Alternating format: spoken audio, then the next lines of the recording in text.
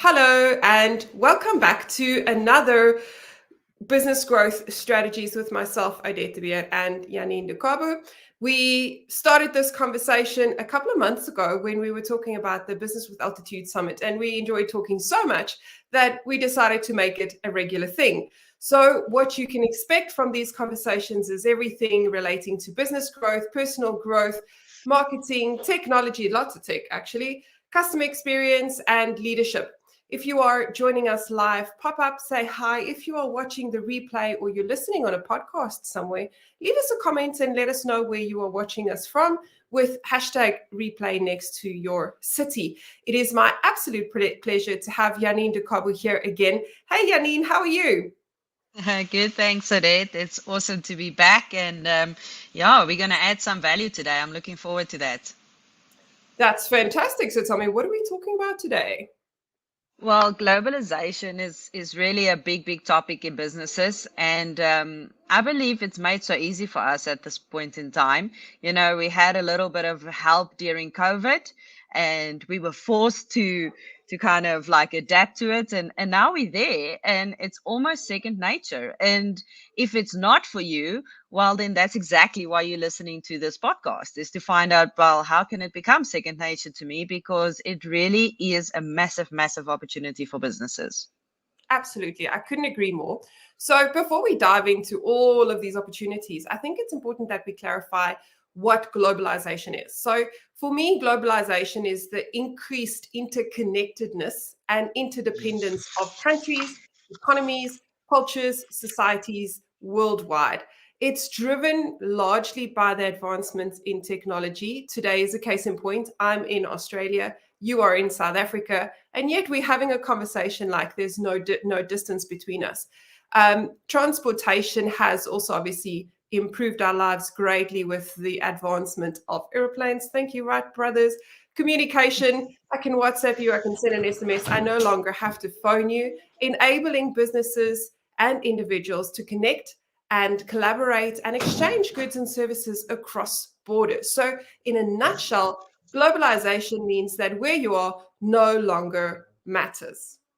So, That's Janine, right. what is the benefits of globalization? Well, let me, before I tell you what the benefit is, I wrote a blog a, about a year or so ago about how we can become mindlessly global and hopelessly local. Ah, And that is one of the pitfalls we actually need to avoid, because if we don't expand to globalization as a local business, we're literally going to be hopeless. So we need to get out of that hopelessly local and into the global world, but not become mindlessly global. And that is a big thing of what we're saying today is you have the opportunity to expand your business, but you have to do it in a certain way so that when you are global, you're not this mindlessly, I'm a global company. It's great to put on your status and on your description on your website that you're a global business, but what does it really mean? You know what I'm saying? So we need to, like you said, we need to define what is a globalization so we can avoid that pitfall. But the great thing about it is we can explore the emerging markets. We have greater business opportunities. We can do exactly what we're doing now. We trade in different currencies. I mean, for businesses, it is just, it is like, bam, we're there. And technology is exactly what you were saying. It makes it so much easier. We are setting up strategic partnerships. Our network is growing, therefore our net worth is growing. There is so much advantages to having a global business. And you don't even need a passport for it these days, because here we're doing it right now. exactly. Technology has really enabled us to go anywhere in the world without actually having to leave your home. And I think that's the beauty of globalization. However, like you said, we do still need to be intentional about the way in which we become globalized environments. What do we mean by that? Well, if you are a business that sells tables and chairs for offices or small businesses, you have to consider how you are going to get those items to me in Australia if you are based in South Africa. So there are some things we need to consider when we go, I will be a global business. Sometimes it makes sense to ship directly to customers. In other instances, like we said, it might be necessary for you to collaborate and partner with someone else somewhere across the world, where you create the system behind your process, which is really, really important for any business, really. If you're a service-based business, however, it becomes so much easier because, for example, Janine is in the marketing, digital marketing, marketing management, PR, and there is a part of her business that sells things, physical things, which you can also sell internationally. But it's a lot easier, I think, for service-based businesses to transition to global Mm, presence than it is for definitely. a physical business. What is your advice for businesses that are product-based? Um, I was going to say one of the advantages is that we can put branches in other countries, but I'm Oh, saying that very carefully because, again, for a service based business, you don't need that. But for a product based business, that could be a possibility now that you didn't previously have. yes. So you have to understand the markets. You have to, if you've built a proper base in your local where you are trading locally, right? You're going to take that same plan and you're going to just take it and you're going to implement it globally because you had to understand the global market. You had to know who's your competitors. You went through all of those things, the smart plans, the pest, you went through all of that stuff, Yes. right? You're going to do exactly the same thing with a product based business. Do I need a branch? Don't I need a branch? Do I set up a strategic partnership? What am I going to do? Is it just a network that I need? Maybe it's just a reseller on the other side because the product is available worldwide. How are you going to set that up? So that's the first place I will go is I will ask myself, do I need a branch? Do I need a network? Or do I need a strategic partnership? What is those things? And make sure you understand the language of the countries you are shipping to, doing business in. And I'm not even talking just natural language. I'm talking business language Mm, because business language changes when you go global. You don't absolutely. talk the same stuff that you talk anymore with your local partners. Your business language, all of those things changes. So you need to understand and make sure that you understand what is the global language. Who are you going to deal with? Again, who's your ideal client? Who's your competitors? You have to redo that entire process, but on a much larger scale. Yes. It really boils down to creating a persona, a customer persona in the country that you intend to go into. Because if you don't create the persona, you run the risk of thinking what works here will work there. And it's simply That's not the right. case. I can tell you Mm, from firsthand experience, having lived in South Africa and in Australia, what you think works in South Africa is going to work anywhere in the world won't, because the culture is different. Because, yes, in Australia, we speak English, obviously, but we have a different way of saying things. And there's a different way of approaching people, there's a different way of selling things. South Africans are generally, for example, more candid and more direct, and mm, Australians are less direct. So if you went up to a South African and say, "Hey, there's this thing, it's pretty cool. Do you want to buy it?" They'd likely say yes or no, and it wouldn't be frowned upon. If you did mm, that in Australia, people would look at you and go, "But who are you? Where are you from? I don't know you. I can't buy anything from you. You're not part of my network." So it's important to understand the nuances that sits around that culture. So cultural mm, sensitivity is important and can be a challenge if you have not done your homework. So, Janine, the mm, question then becomes, how do you know what the cultural sensitivity is or what the legal requirements are in mm. that area? So it's all good to say you have to go do the PES and you have to go create the customer profile and you have to understand the market. But practically, what does that mean Mm. for businesses that want to go global today? How do they go about doing it?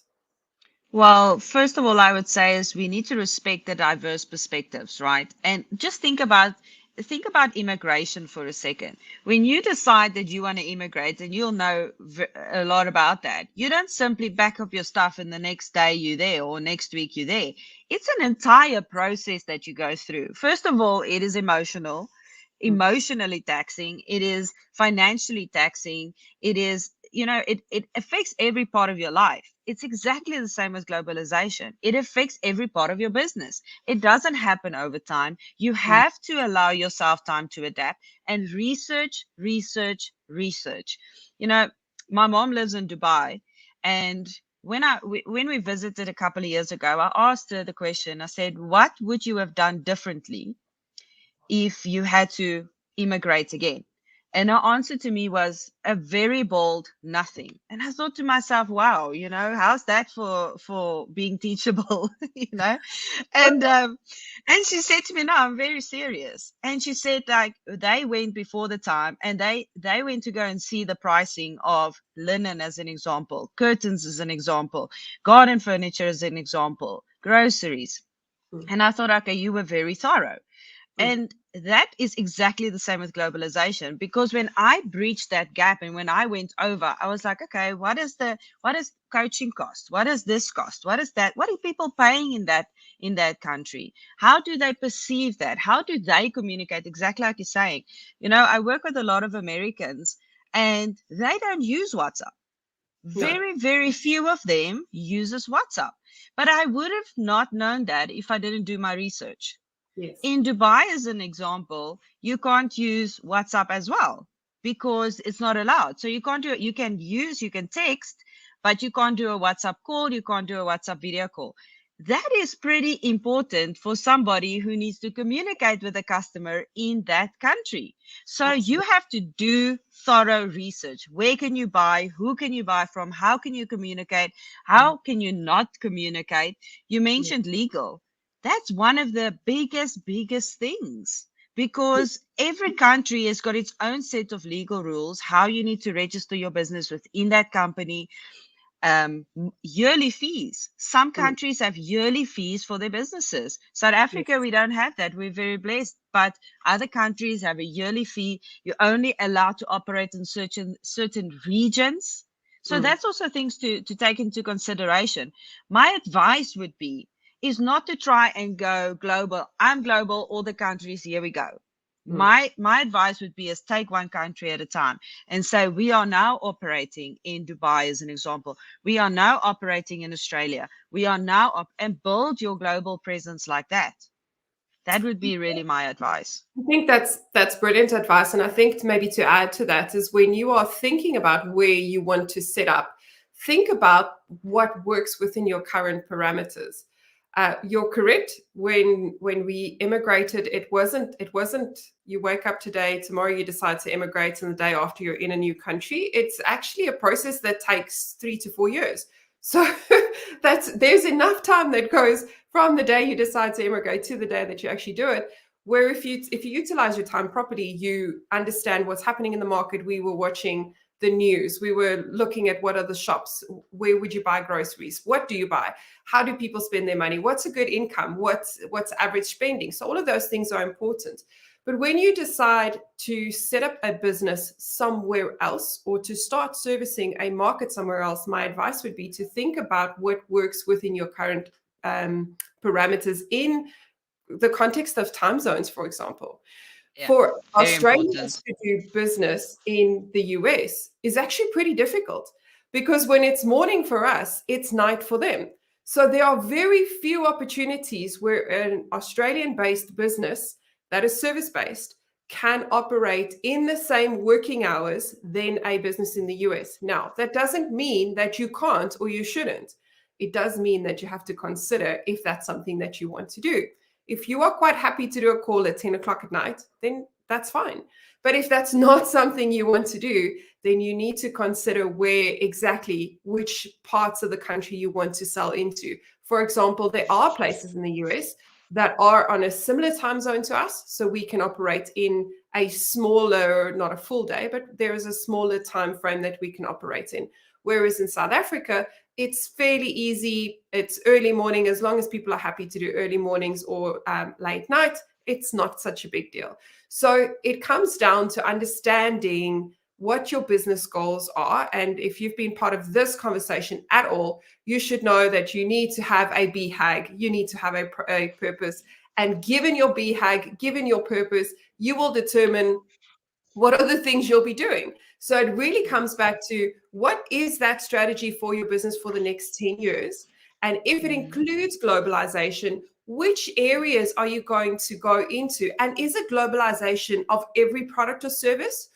Or are there mm. some products or services that are better suited that will only be sold, especially in the beginning, because you don't open up your entire business on the word go? I think if That's you've right. never sold externally, if you've never sold internationally, to say, oh, this entire business is now open to be sold internationally, is probably a big mistake, because you are going to find pitfall after pitfall after pitfall, because not everything works. And the Yeah. problem with that is that you're tarnishing your reputation with your customers. And that's not really something that's easy to recover from once you've stuffed it up. That's right. And I think that's the reason why joint ventures, strategic partnerships, and also being part of a business network is a really great start. I think the one that came to mind now is BNI, which is worldwide. Start there, get to know different people in different countries and build that strategic partnership so that exactly it's part of protecting your brand at the end of the day. It is. And also, the strategic partnerships gives you shortcuts.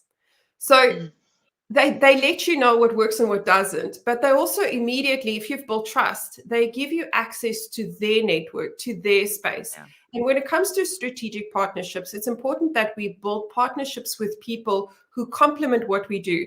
Don't go and create a strategic partner with your rival or with your direct competitor. They will Yeah. never give you business. Come on, let's just be serious. Mm, Instead, they've got, oh, well, in that country, if you can do it, then obviously so can I. So that's not smart business. You always have yeah. competitors, and we have to play nice. But find people who match your values, because it's an extension Mm, of your brand, essentially, but also people who complement your services so that you yep. can grow collectively. I always talk about creating ecosystems of growth. So making sure that there's an opportunity for them to grow and for you to grow, because when we do it together, we get there faster. Yeah. And share value, shared goals, like you were saying now, that's gonna help you to get there. Long-term relationships internationally is really, really an important thing to look at. And yeah, communication, open lines of communication. And like you just said in the point earlier, is if your time zones are so different, it's very difficult to have open lines of communication. So really something to keep in mind. Yeah. And also, you can't just sit and forget. So this is not something Mm, you can't just create a business overseas and go, oh, it's yeah. fine. You need to build Mm, a space for it to be managed, for it to be yeah. monitored. The same monitoring you would do in South Africa is, or in Australia, is the monitoring that you would need to do in that business. So all the systems that you have where you are based will have to be Yeah. duplicated in the new space so that you can monitor it and see what works.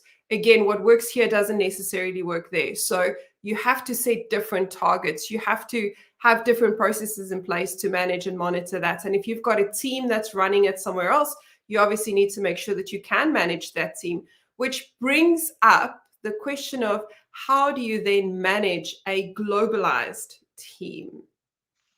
For me, remotely, and obviously there's no other way to do it, but, or there is other way to do it, is to be physically there.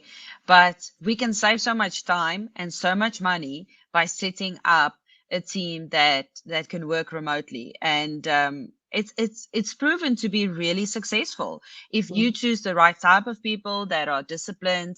And that's the big thing. Not everybody is cut out for remote work. So be sure when you, and I mean, Christo spoke a lot about that, is choosing the right people for your team. So Mm. you need to make sure that you choose the right people for your team that is strategically lined up to work remotely and still produce really good results, even in a different time zone, if that is the case. But we've got beautiful management systems, and we need to mitigate the risk by setting up these management systems in order for our remote team to work as close as what we would work and what we do work with our team that's right with us in the office. Absolutely. So we choose the culture that we drive. We choose the way that we manage our team. You could be a micromanager from 20 million miles away, which is probably not the best thing, because then you obviously don't trust your team. Or you could be the person that sets clear goals and clear directives where your team can follow your lead, because it is about being a Mm. leader and not a manager. So Janine, what Yeah. is your favorite management tool that you would suggest to businesses who want to create a team abroad? Creativity. That is my management tool. I want my team to be able to have the room, the space, the freedom, but I also give them the trust to be creative. Because, and I'm not talking graphic design creative here, I'm talking creative in your mind. One of my staff said the other day that thinking out of the box, like, what is that? What is a box even? Where do we draw that line? And I was like, yes, that is what we want. We want creative, problem solving people. And if you said, we drive the culture. If we can drive the culture as a manager that we want creative problem solving people that works with us, alongside us and for us, then it's easy also to manage those people because they're always solving problems and they're always going beyond what the normal person behind that computer is going to go. So that is my favorite management, I love that. I would say, tip. Way to manage it, way to run it, and to build culture within your team. Give them that trust. Absolutely. Trust is probably one of the biggest, most important things you can have in your business. If you don't have trust, just close the doors because it's not worth it. It's really just. And I think room to grow as well. It needs to come to that place where they love themselves to gain knowledge. It's not just, we have to, in the industry that we have to learn the entire time.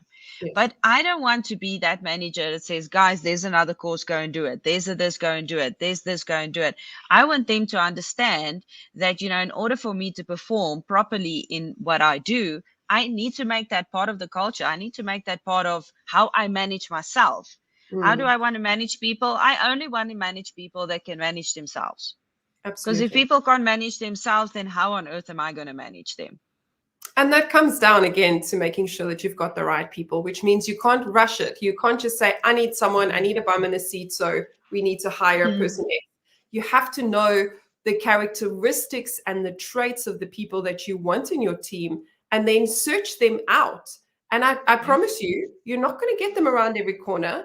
Those kind of people are rare and they're hard to find. But when you find them and you nurture that relationship with them, they will be loyal and they will help you push that boulder up the hill to achieve your goals 30% faster than any other business, because they've found somewhere where they belong, where they feel valued, and where they feel like they can contribute positively to something bigger than themselves. And that's what we want. Yeah, absolutely. Absolutely. Yeah, and you will find that people who work remotely, they do have a different way of thinking. There's nothing wrong with not working remotely because you need people in the office with most businesses. But you will see the mindset is completely different, and you need to make sure that you pick the right person for the right job. We spoke about branches earlier on. If you need branches, well, then you're going to need the in-office kind of people, if that is how you want to do it, especially with products, with packaging and then sending off. But if you can do a remote team, it's going to be very different characteristics, personalities, management. It's most likely even entrepreneurs, or at least with an entrepreneurial mindset. Absolutely. So Janine, as a wrap up, what is your biggest insight or your biggest feedback to businesses who want to be global today and haven't started yet? Give yourself time to adapt. Give yourself time to adapt. Yes, you have to do the research. We understand that we're building a house here, and we understand that our foundation needs to be really strong. And with that, we also understand you can't rush those things that are really, really important. So be sure that when you build that foundation in another country, that is strong, and that the walls that goes up, the roof that goes up, all those things are strong. That is your systems, that is your people, that is your culture, that is your partnerships, your relationships. Make sure the things that you put in there is solid, but understand that it's going to take time. So allow yourself the time to adapt and to build the strong network for yourself overseas. Absolutely. And I also think we need to create some space for ourselves to learn, because not everything you do is going to work and not everything you do is going to be right. And that's okay, as long as you stay agile enough to say, okay, that didn't work, but how do we do this better? How do we improve marginally so that we can become the favorite. Because ultimately, what you want is to be the favorite. We recommend our favorite, not the best. So on that note, thank you so much for joining us. Thank you, Janine, for joining me for yet another Growing Your Business and Business Growth Strategies. If you enjoyed this, which I'm sure you did, click the like button. Remember to share and subscribe to stay updated. Until next time, have a fantastic day.